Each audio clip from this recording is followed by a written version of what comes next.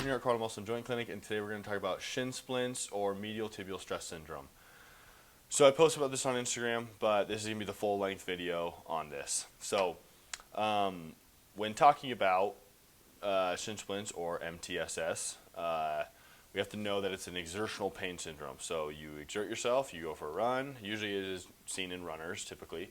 You go for a run, you play basketball, you play soccer, whatever it is, and you get that pain kind of near, and where it's most located is near the bottom of the shin on the inside of the shin. Obviously, in the Instagram post, you can see the video of me showing where it is. But you can typically find it on the bottom of the shin, kind of the bottom 2/3 of the shin on the inside. And typically you go for a run, it'll hurt, and then you can actually, when you touch it, it's also tender to the touch. So there's the two most common theories, and sorry if you see me looking down, I'm looking at my notes because I can't memorize this much information and present it in a good way. So two most common theories of the cause is fasciopathy or fasciitis, so the fascia in that area, in the shin area, gets overworked and it gets inflamed and it causes pain. And then the other one is a bone stress reaction to work overload. So don't confuse this with like stress fractures, and I'll get into that later, but this is just the bone is stressed, and there's stress on the bone from the fascia and the muscles pulling on it, that it causes pain. So two things to look out for there, and again, I kind of showed you where it's located there. Most commonly seen in runners, as I said before. And then, so there's two things I want to talk about, and it's mainly what it is and what it isn't. So what shin splints is, it's pretty simple to diagnose it in my opinion, is it's the presence of exertion-induced pain along the distal 2/3 of the medial border of the shin. So pretty much you exert yourself, you go for a run, you play soccer, you get pain at the bottom inside the part of the shin there. I should say bottom part because this is the distal 2/3, so it's a pretty good chunk of the shin, so middle to bottom of the shin. And then also recognizable pain on palpation, or so you touch that area and it's pretty tender along that 2/3 area. And so what it isn't, and this doesn't mean that you can't have other things with shin splints, but if you have those symptoms, you pretty much know that, okay, it's probably shin splints. But things that it's not is pain provoked during or physical activity, and then it's reduced with relative rest. Cramping, burning pain over the posterior compartment, so like in the calf muscles, you get cramping and burning pain back there, typically not a symptom of shin splints. Numbness, pins and needles in the foot during exercise, also not really a symptom of shin splints at all. And then visible swelling or bruising along the medial border or pain not related to loading. So if you have pain and you haven't done anything, probably not a shin splint. So things to watch out for, that one main thing that can exist with shin splints is chronic exertional compartment syndrome, or SECS. It can be a coexisting pathology. Again, like I said earlier, just because you have shin splints doesn't mean you don't have something else going on. So, but if you have those two first things I talked about, then good sign that, okay, maybe there's shin splints, but you have the other things too, and it's like, oh, maybe there's something else going on. So things to look out for.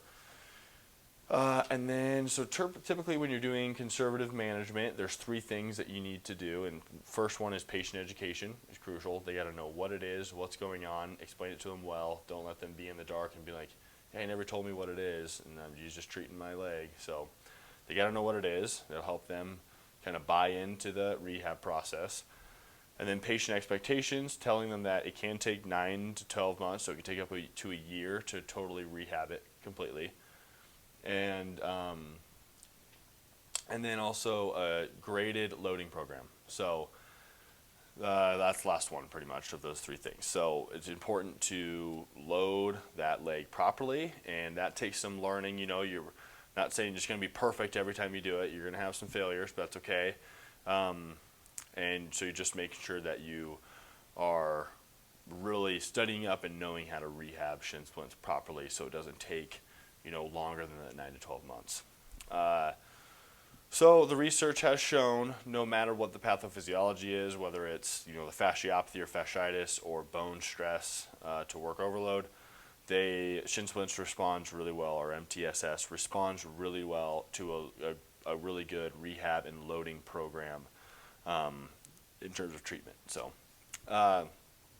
and treatment protocols, typically, you know, for acute, you can use ice. I'm not a huge proponent of ice or heat because I don't think they're not really fixing anything, but they can help kind of with pain management on the early stages maybe. So if you think ice or heat feels better, typically ice would feel better for shin splints. If you think that feels better, that's something to incorporate into the rehab process, into just the pain management process. You know, dry needling I've seen work really well on the calf muscles and then on the tibialis anterior, which is in the front, next to the shin, next to the tibia on the front there. I've seen needling with that work really well. And then also, just like I said, a graded tibial loading program. Exercises kind of focus around plantar flexion, which I have a little foot model here. Plantar flexion is, you know, this motion here. So strengthening in that position and strengthening, you know, the musculature, the calf muscles, the soleus, in those positions. I'll talk about those with the exercises. So, and then again, the exercises will be, you can just keep watching and they'll be over there. And some clinical implications I want to give you guys is two things to kind of watch out for is stress fractures and shin splints can be pretty much indistinguishable in symptom description. Like if you have stress fractures in your tibia or in your shin bone, pretty much gonna feel and be exactly like shin splints. Another thing to look out for, stress fractures maybe do tend to be more local to the front half of the tibia, so more located on the front of it instead of kind of on the medial inside of it. So, but again, it's going to pretty much be the same, but maybe if it's a little more on the anterior, that's a little, you know, it's kind of splitting hairs, but typically that's how the stress fractures will present.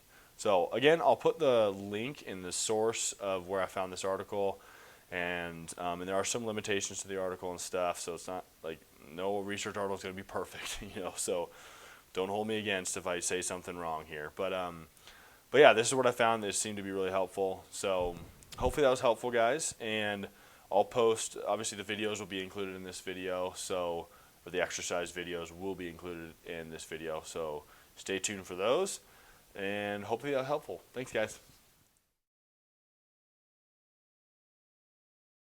All right, guys, so first exercise is called a soleus squat, and this is an isometric hold. So you're just going to hold it for, you're going to do about 2 to 3 sets of anywhere from 10 to 30 seconds, however long you can hold it.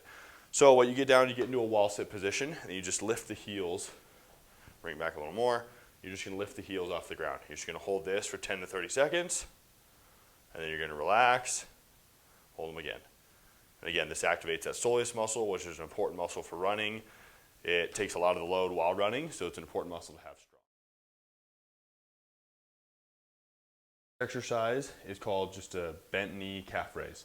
So just like a calf raise, but you bend the knee, again, to focus on that soleus.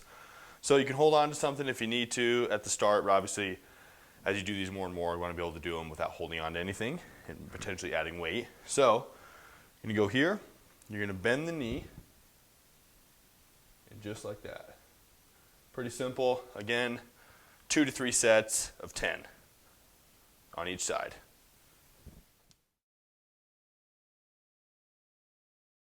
Next exercise is just called hip hitch or hip hike, whatever you want to call it. This is for like glute med activation, which is again good for hip stability, which can help with running. And there are a lot of other glute med activation exercises. I find this one just pretty easy to perform.